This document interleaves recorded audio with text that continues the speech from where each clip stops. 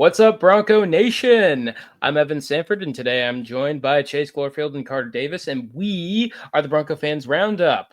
And we have a nice win to talk about. I think the best win of the season for Boise State, a 47-14 convincing win over App State, who, I mean, many people thought that we would blow them out. I, for one, was absolutely terrified of this game because I had, we talked about it in the post-game show yesterday. I was very terrified of their passing attack and what was our secondary going to do after Air Force. And, man, which, speaking of the post-game show, viewers, let us know, please. Do you prefer a post-game show or halftime show? We would love to hear your thoughts on that. But also shout out,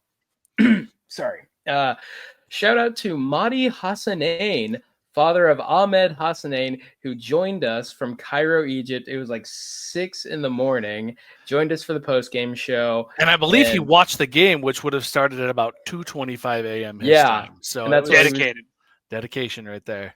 And that's what he was saying in the chat. And it was like, oh, of all the live streams that he could have watched, he picked ours. And honestly, that makes me really happy. This is kind of like this is why we do this. It's really fun. We've had Dalen Matoyer's dad pop on in the past, and it's super fun. So that doing these live streams, like, we will accommodate when you guys want them because it is fun. We get to do stuff like that, and it's awesome. So thank you guys for joining us, and we're looking forward to whether it be halftime or post game.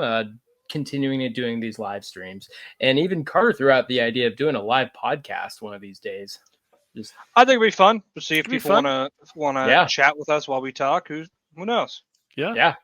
It could be like a podcast hangout session or a complaining session, something like that. Yeah. So anyways, just lots of ideas, and let us know in the comments section on the forum or on the YouTube comments section, wherever you watch us, let us know. But moving on, Boise State kicked the ever-living snot out of App State. And that was and it felt so good. It was wonderful to watch. Yeah, hey, Karter, we put the over-under on how many beers you had at the game. We put it at 6. Yes. Under. I had to leave early, so... Yeah. Yep, sadly. Way to be a responsible adult, Karter. You know what? That's what parenthood is, and I stepped up. I am the dad, and I'm the dad that stepped up. I'm both. So, all right. But usually 6 is that's a good bet. That's a good bet. That's a good over under. That's a good over under because it could be 4 or 5. It could be 7 or 8. Honestly. So, God, I think the last game I went to it was exactly 6. So I don't like how spot on you were. But not this time. But that a technicality. So the next game. Karter, you were there. Talk to us about the atmosphere. What was it like there for this game? I think it was good. Obviously better than Eastern Washington. Yeah. I think it was a little bit more of a vibe. But there was tons of App State fans. I mean, just tons of them. I think that's one of the best traveling fan bases. Obviously didn't get to see the end of the game, but I think the beginning of the game was as electric as any other home game. Obviously it wasn't like a Mountain West Championship UNLV type of thing, but no, people were excited. People were good. App State fans were in good spirits. So it was a good vibe. But yeah, end of game, I have no clue. App State fans were not in good spirits on their own forum. Someone dug that up, and I was kind of like looking, and I was like, oh no. I've been watching their forum all week, and how confident some people were of, like, if we limit the turnovers and, we play to our level, we'll be able to beat them. Or some people were like, we should blow them out. I was like, how about if you limit the turnovers and put it their abilities they'll be able to hang with in 20? Like, I don't know. Yeah, exactly. I think truly, I think App State fans, and I get why, because they're kind of like Boise State fans. They don't have the success of like the Fiesta Bowl and all that. But I saw I think it was on the stream or maybe on some highlights that, we have 96 wins since 2015. They have 95. Yeah. So they're used to winning. So I truly don't think they were prepared to like get the smacking that they did get, which we kind of have the same thing with USF. But this was worse. I really feel like this was a worse loss if you want to compare the two. And so, yeah, I get it. Yeah. I get it. Like, I don't think I'd ever talk that crazy about like, oh, we should beat somebody on their own home turf. But like these guys, I think got a humbling that they were not ready for. Yeah, we did kind of lay the boom a little bit. I mean that, and I agree with you. That USF loss is humiliating for the Broncos because of how badly we beat ourselves, taking nothing away from South Florida. They're a great team. They could, For sure. they for sure could, if we played them 10 more times, it might be an even split 5-5 for this iteration of USF and this iteration of the Boise State Broncos. But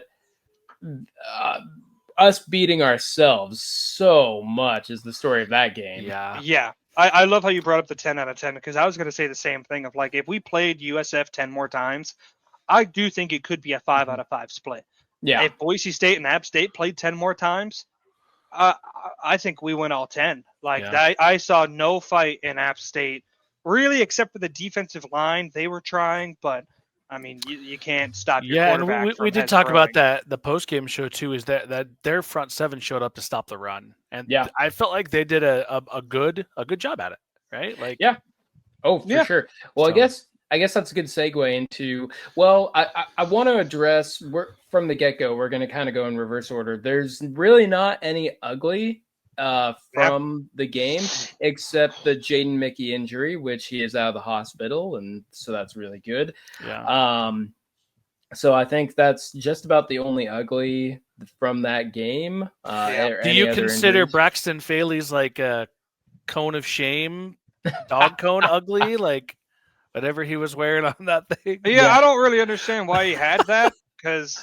I think he explained it. Couldn't lick his stitches or something. It was the craziest. Yeah. I think he explained it post game, but I didn't hear it. But it looked like he hurt his arm. All of a sudden, he came out with a cone. So I don't know.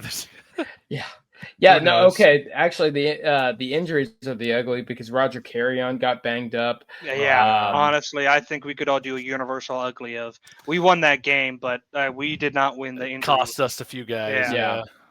Cost us the health, even if they're not going to miss time. So it's a good thing we've got depth on the O-line. But yeah, I think injuries are the ugly for this week. That, and as it turns out, I think my only ugly was that special teams return where they got like a 30-yard return. It was weird. It was I watched the video. It was a fake. That's what it was. If you watch, there's if this is the screen right here. Up top where he actually catches the ball, down below towards the bottom of your screen, there's like 3 Broncos following a guy who probably should win an Oscar for his acting. Because that's why he was so open. It wasn't like a scheming thing.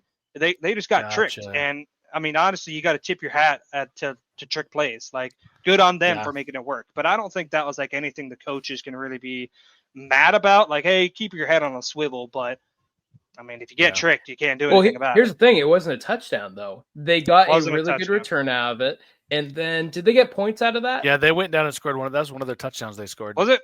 Okay. It was that drive and then the one where we gave them like 45 yards on penalties were their 2 touchdown drives. Yeah. That makes sense.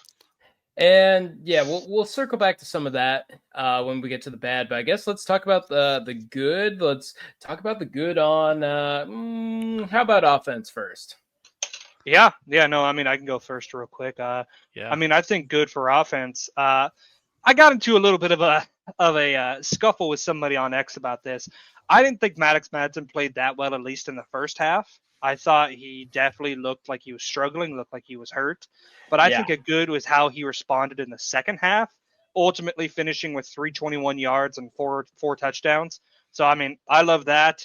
I loved how the offensive line looked.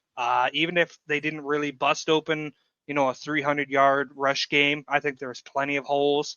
But honestly, my whole good is just how clean the offense looked at a certain point. And Nate Potter calling every week. He gets a little bit better. Nate Potter, I think, is a great choice for offensive coordinator. He's been proving it. I think week to week, the team is just looking crisper, and I love that. The execution is better. Yeah, I think the execution is the simultaneous good and not to get too far ahead of ourselves, but the good and bad for the offense because there's some easy there's some layups that they missed and Maddox not looking very crisp in the beginning. He throws low on a slant to Latrell Caples. He's behind who's it, Ben Ford. Yeah. I mean, there's Chris Marshall just dropping a ball. Yeah. There's a handful of just missed just layups. bad plays. Plays that you're supposed to execute. I will say, Maddox, like we've talked a lot about, let's get some of the intermediate passing game mixed in. I saw a lot more of that. Yep. And I also saw him hitting some throwing balls where he was going to trust his receivers to go up and get them. There were a couple that were contested. Back shoulder fade to Chris Marshall. Yeah. I'm Chris putting Marshall this where my guy can get it. Maybe I wouldn't say a 50-50 ball, but maybe like a 65-35 ball he was putting up there and so he made some tough throws. And I know it's one of those things where like the easy ones we couldn't quite get, but some of those hard ones he was dropping into buckets in there, and they, the skill, I think that maybe kind of that casual average fan doesn't see. I think he demonstrated on some of those throws quite a bit of that. Yeah, and so the offensive line played really, really well.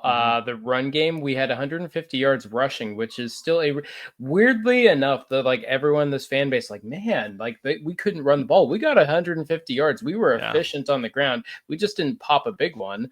And we still like had a few chunks in there, the run game, if we play like that consistently year round, we're going to win more games than we lose with 150 yards on the ground. Yeah. Well, and my good was the adaptation of the offense, right? Like App State showed up ready to stop the run. I mean, we still got 150, but there wasn't a huge 60-yard break off, right? So what does the offense do? What does Potter do? You adjust. Okay, well, we're not going to abandon the run, but we're going to rely on that passing game in this game. And App State was not prepared. No. I think Maddox to throw the ball as much. So my good is just how the offense adapted, and maybe they just came into a great game plan with that. Hey, we're going to throw the ball a little bit more today. And I'm really glad you said that, like with the adaptation, the game plan, because like that is a totally different. There was a lull in the third quarter, but it was a different team in the second half, and that's really nice to see. Then when they hit those layups, it opens up more in the run game, and everything was just flowing really, really nicely. One thing that I haven't seen too much of are some like the screen game. I know Dirk Cutter was saying that we weren't a good screen offense. I saw one with Matt Lauder in the middle of the field, which was pretty good. That was innovative, but I do agree. There wasn't too much of that, and then there's a few things where it felt like they were almost holding back a little bit once the game was in hand, and I can get why they almost went a little bit vanilla there, and then of course Cutforth coming in with the twos, but love their adaptability. So that's something that we didn't see in the Fiesta Bowl last year. It's something that we didn't see at all last year when we couldn't run the ball. It was like, it was over. Yeah. And I remember during the beginning of the year, I said that I think this year's offense could be better than last year's offense just because there is higher potential, or basically a higher need for adaptability. And I think this game is what I was talking about, is where the rushing attack was effective, but maybe not exactly what we wanted. So the passing game stepped up. And, and at times when the passing wasn't working, all of a sudden Dylan would break off a run, Malik would break off a run. It just seems like it's not so one-man led, and it's actually a team working together, which I would love to have Ashton Genty back for a one-man led offense. But I do think this offense can be better, and I think they're trending higher in yards per game than they were last year. Yeah, no. If we're assigning grades, offensive line gets a nice straight A. I'd give that they struggled a little bit in their run blocking. They got banged up a little bit. I'm giving them a solid 94, 95 grade. Passing attack, it's like an A- because hit your layups, hit your freaking layups. I agree on that. I think that's my big holdup. I was talking a little bit on the forum or Twitter. It's like, just hit your layups. Running it, that's an A. 150 yards. That's an A. Yeah. Hey, they did what they needed to do. They kept that front seven busy and opened up things deep. And in the passing game, that's what they needed to do. Yeah, then, I just looked it up real quick, not to interrupt you. Boise State is number 9 in total offense in the country. Yeah, averaging 520 yards a game. I don't know where we were last year, but definitely looks like this team knows how to move the ball a little bit better. Wide receivers, I love the rise of Ben Ford. I love getting the ball to Chris Marshall more. I love finally getting Latrell Caples in there. I'm seeing a little less Matt Louder than what I'd like. Yeah. Get him in, but it's nice to see Matt Wagner. Quentin Brown smashing his face for a touchdown, and then throwing up signs while they're having a. I mean, that guy was. Yeah, he probably didn't even feel it. He was probably after he got up, and because it looked like it hurt for a second, but the second he got up and he was throwing up signs, I was like, this guy's just having a ball. Like, it's fine. Yeah. Oh, I was on a roll. I was getting there, Chase. Quentin Brown, like I don't know if you guys remember from our schedule prediction video that next week is supposed to be a big week for Quentin Brown, and I'm certainly hopeful. That was beautiful. Good setup for a big game next week. Mm-hmm. Yeah, wide receivers. I'm giving them like I'll give them like a 94, just a low A, just because like. Make some of those easy catches. There's some misses in there. It's an A, but it's a low A. So absolutely splitting hairs here.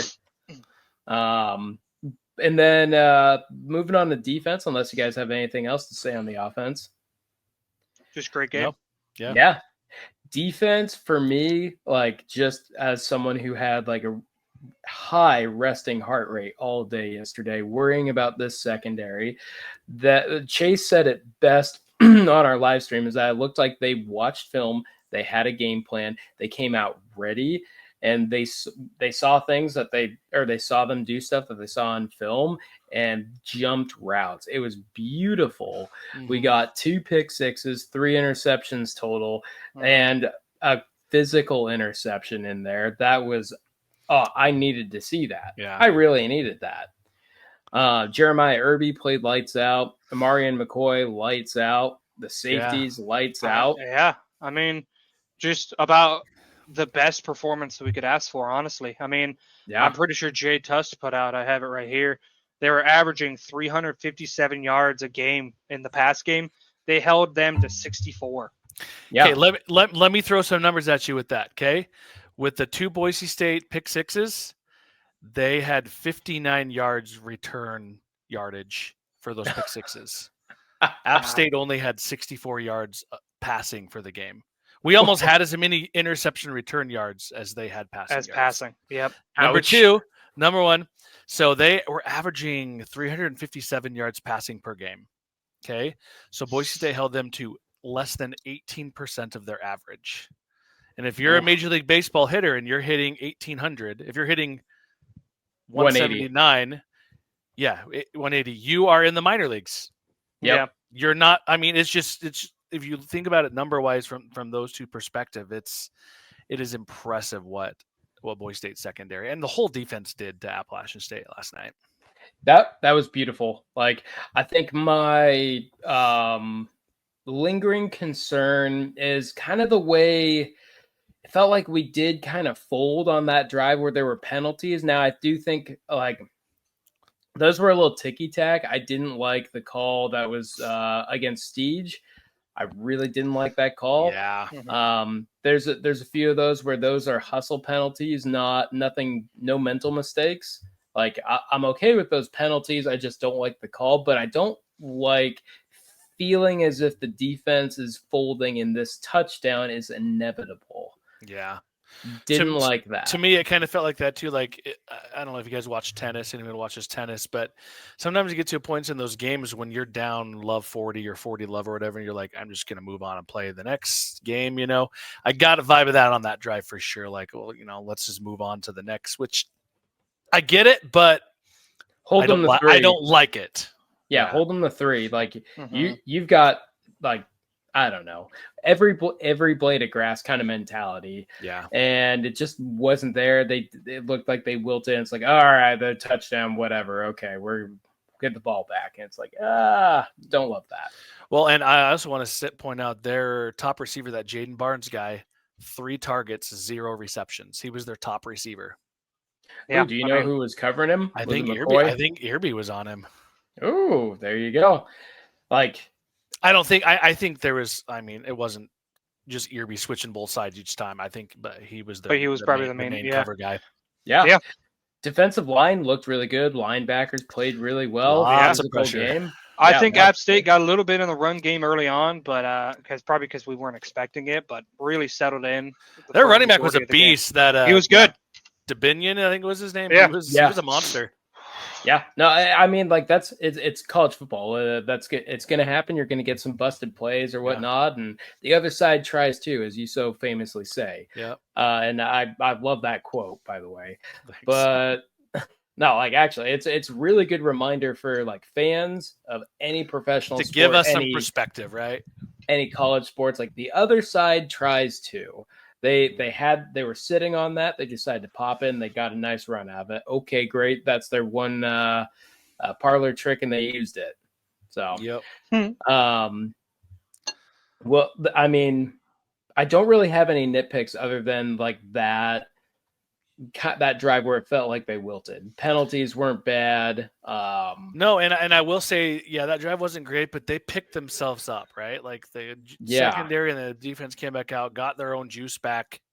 Yep. And so it was a good recovery. I mean, just like Danielson wants, he wanted to see how they responded to adversity. That's adversity. Like you give up a drive that you shouldn't have gave up. How do you respond to that? You respond to that by keeping them to less than 2 touchdowns the rest of the game. Forcing 4 turnovers. Yeah, and forcing 4 turnovers. Yeah. Yeah, no, absolutely lovely game played by the defense. Man, I think if I'm assigning grades, I'm giving like a solid 95 to the D-line. Actually, real quick, I'm kind of brain farting. How many sacks did we get last night? Ooh, let's see. I'd guess a few, but I mean, if we're giving out grades, I have a big grade to give out. Because I'm giving my like, just because I am so impressed and I want them to continue to do this, I'm giving a solid 98, 99. I'll call it a 99 to the entire secondary. That's safeties, corners. I'm lumping them in 99%. That's what I was going to do. Top of the class. I mean, that type of passing attack that you're going to face, maybe it could have been inflated a little bit by the teams they played. I don't know. But, I mean, top 10 pass offense comes into town with a secondary we have. They do that. They gave up more passing yards to Eastern. Exactly. Yeah. So, I mean, A+. I mean, just the 5 sacks, the best unit, I think, of the entire game. 5 sacks? 5 sacks. Wait, is that many? Oh, my goodness. I thought it was like 3. Okay. Sacks. No, they were in the backfield a lot, too. Like D-line, you earn yourself a nice 97%. Linebackers, here's the thing. I don't fully know how to grade them. The secondary and the D-line gets all the attention. I'm going to give them a nice, like, 95%. Like, well done. I can't think of anything they did bad. Like there was one big run where Bowen Phelps got that interception. Where does Bowen Phelps come from? I've never heard of this guy. Clearly, the coaches saw something they like because they've kind of force-fed us some Bowen Phelps. All of a sudden, this white guy in a crop top shows up wearing 41. It's like, who the hell is this? And then he's just laying the boom all over the place. Someone at X put, Ian Johnson just had a pick 6. Yeah, man. Like, well, Number it's just 41. like, who is this guy? I'm actually looking him up right now. I've never heard of him. Then all of a sudden, he balled out for Air Force. He balled out against App State. Yeah. Let's see. Showing the belly. I will say, so Evan, to answer your question, the linebackers, there's one play where I saw Notriani kind of get out of position on one of the big runs Dominion had up the defensive right sideline. Okay. He kind of read the gap wrong and got lost in the wash trying to bounce back out to nab him, and that was his assignment. So that's one play, right? I mean, there's one play. They had 55 plays they faced on defense for the game. Which, sidebar, whoever took Marco's photo, can we just like get him to take? He looks like a Midwestern, like 40-year-old who sells refrigerators, like in his photo. Like, can we just get a retake? Like, his team. I'm gonna find it. It's awful. The one they put. It's not. I don't think it's the official one. It's the one he's got in his jersey. It's not the one where they all get like suited up for the official team photo day. But his hair's like flying everywhere. He's got the mustache. It looks like he's like ultra bald. He just looks like this guy from Wisconsin who sells refrigerators. I just found Bowen Phelps. He was a walk-on. He was a 2-star walk-on. Love it. Only had offers from like Black Hills State and stuff like that. Walked on, played 14 games last year, and is now, I would say, probably a starter. Oh, that's tough. That one? No. So it's the photo. Why they are we put picking on on Triani? Why are we picking on this man? Because I need them to retake the photo. He's a good-looking guy. I'm gonna find another. That one was great. So what they used on is it Fox or the CBS Sports? Notarini. Marco, I promise you, I don't feel this way about you. It was just, I remember I was like, oh, Marco, take a different photo. His hair is like all over the place. It was awful. And the mustache. Oh, my goodness. They used it during the broadcast? Yeah, I saw it during the broadcast. I was like, oh, no.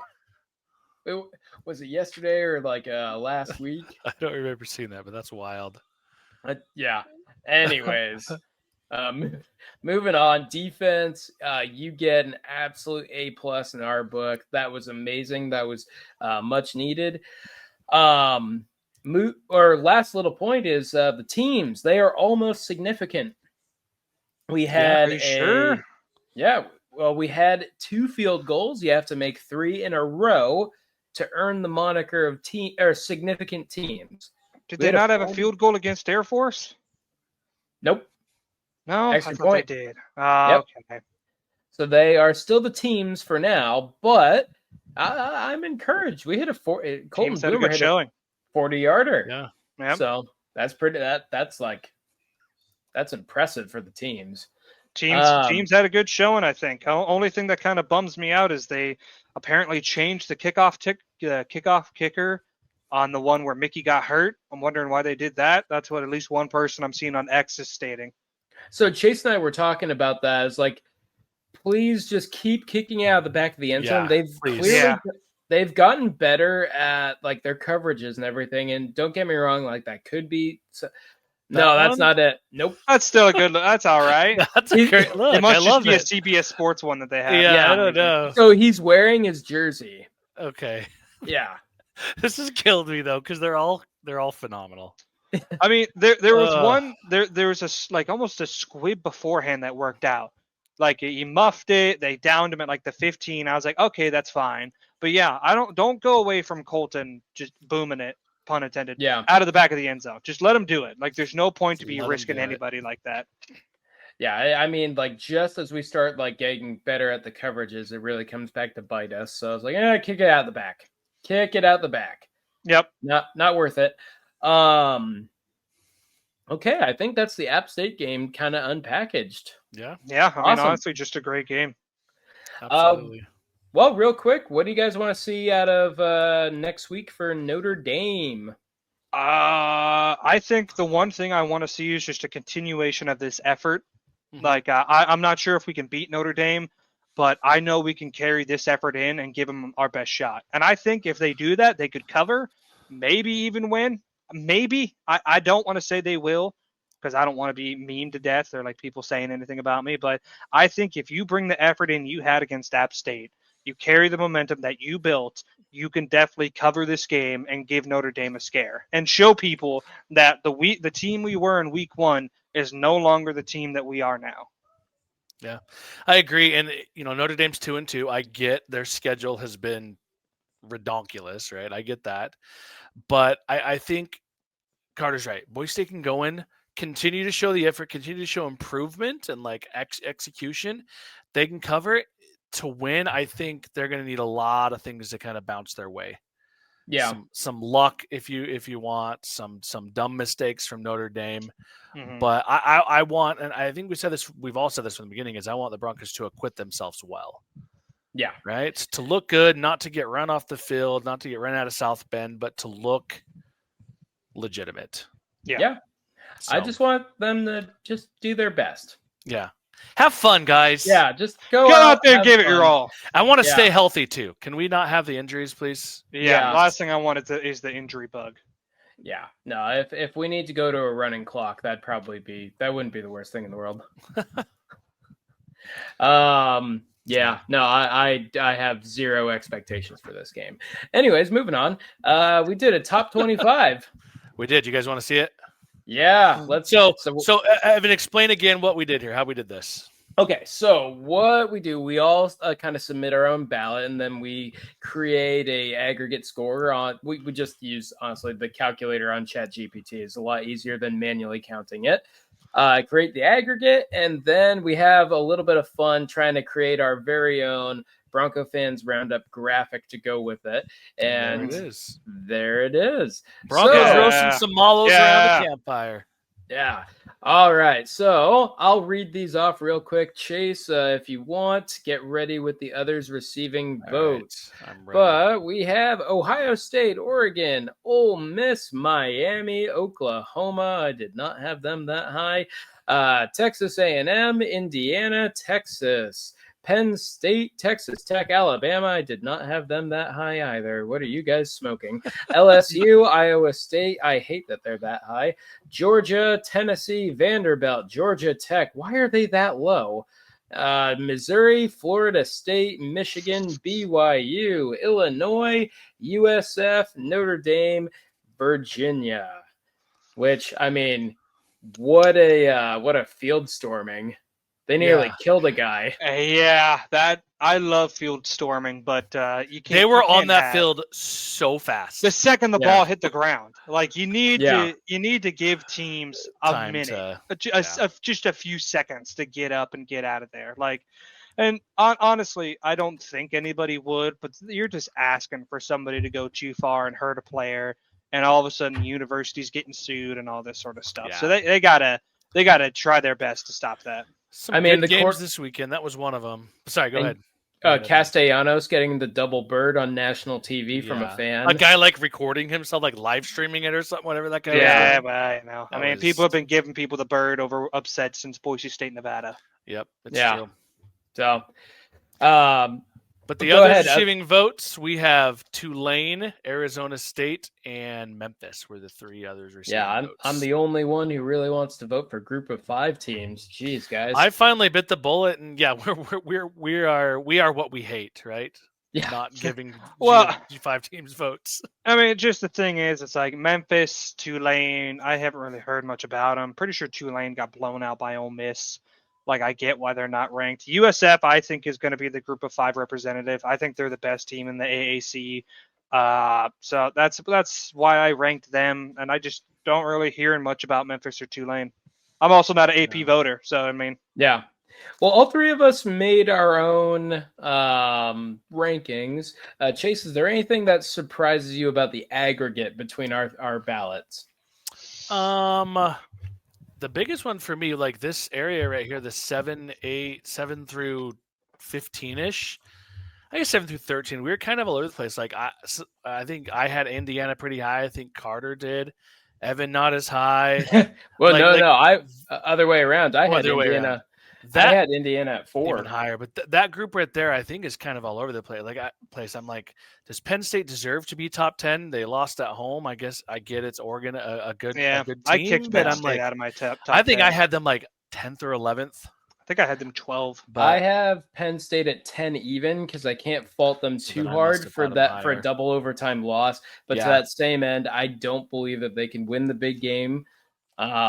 They've proved it again. Aller will still choke in a clutch situation, throwing a nice interception. I think Penn State will never win the Big Ten or be the biggest team in the Big Ten until they get rid of James Franklin. Yeah. I saw somebody on Next Day one day that he's not the guy; he's the guy before the guy. So he's our Dan Hawks. Yeah, our Dan Hawkins before Peterson type of thing. Yeah. He's the person setting it up. But Penn State needs to go out and find their guy because they have the money, they have the conference, but they just need new blood. Yeah, for me, it's just interesting. This whole change of subject here again. We have 1-loss teams with some undefeated teams who maybe haven't played a super great schedule yet. I don't know this whole, and then I think one of the polls had Georgia still ahead of Alabama. I think it was the coaches poll, and I'm like, guys. We literally have head-to-head results. Yeah. See, I don't buy Alabama, so I don't have them too high. And if Georgia lost to a team that I don't buy, I put Alabama at 15, and I put Georgia at 16. I mean, Georgia had the longest home winning streak. If you go into Athens and you break that, even if you had a stinker of a game against Florida State, I think you definitely get some leeway to be up there. which I think they have the second best stadium in all of college sports. You want to know why? Why's that? What's the name of it? Sanford Stadium. Sanford. Oh yeah, that's true. I had no idea. That's my last name. I don't know. They call it like is there like hedges on the side, so they call it The like hedges or something. I don't know. I don't know Georgia football. No, anyways, that I'm just joking. Nothing in the South is good. Anyway, damn. It kills me again ranking BYU this highly. I do think they're legit. It's just there's not enough on the resume to make me put them higher. Yeah.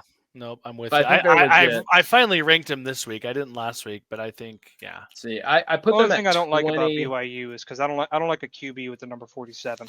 That's so weird. That's the number you give a freshman who you don't know what other. That's like a freshman safety that doesn't need it. Like I don't understand. Never plays. It has to be some sort of sentimental value. Okay, so I think one last thing I'll point out about this is you know what? Actually, this is a good maybe round the horn to end the show tonight. Pick a team that you think right here in our top 25. You pick one team that you think is going to rise the highest or rise the most spots. Doesn't necessarily mean they get to number one, but who's going to be the biggest riser throughout the course of the season, and who's going to fall off completely? Who's the biggest loser? Because I've already got my biggest loser. Biggest got riser for me, I think is going to be Missouri. Oh, I've got them as my biggest loser. I don't believe them. I believe them. I think Drinkwitz has something going on there, man. Missouri's a underrated team, I think. I think they get into conference play and they're going to get smacked up a little bit. My biggest riser, though, is Georgia Tech. I believe in them. I was going to say my biggest riser, I think, is Florida State. I wanted to go with like Tennessee, but they're in the SEC. They still got to play some of those big teams. Florida State in the ACC, Clemson looks like dog poo right now. Yeah, like I think they have the chance to continue. Right, I mean, a loss Florida on a weird Friday night. They've faced a lot of adversity and won some games. I think they're the highest riser. Castellanos is legit. Yeah, Vanderbilt, you don't belong in there. I'm sorry, you're gonna drop. Reality's gonna hit you. Let Vanderbilt have their moment. Hey, they're having it right now, but once they start hitting the meat of their schedule, I think just watch them beat Alabama again. Right? You never know. All 6 fans will storm the field at Bryant Denny. Damn.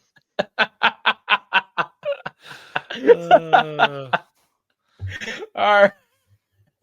That's awesome. Well, fans who on this, you know what? It doesn't even have to be on our rankings because these are silly and we put these together just for funsies to talk about it. But who do you think will be the biggest riser? Who do you think will be the biggest faller or fall off entirely? Faller, that words are hard. Want to be the biggest faller? Descender. Cough. BYU. Descender. Cough. Yeah. Between Oregon, BYU, Alabama, Georgia. What team do I hate the Alabama. Alaska, Arizona. Sorry. All right, well, we're singing state songs, so I think it's time to end. Viewers, let us know, whether it be on the forum or here on the YouTube comment section, what you would prefer, a post-game show or a halftime show next week, and we'll adjust accordingly. But thank you so much for joining us. We can't wait to see you all next week. Go Broncos.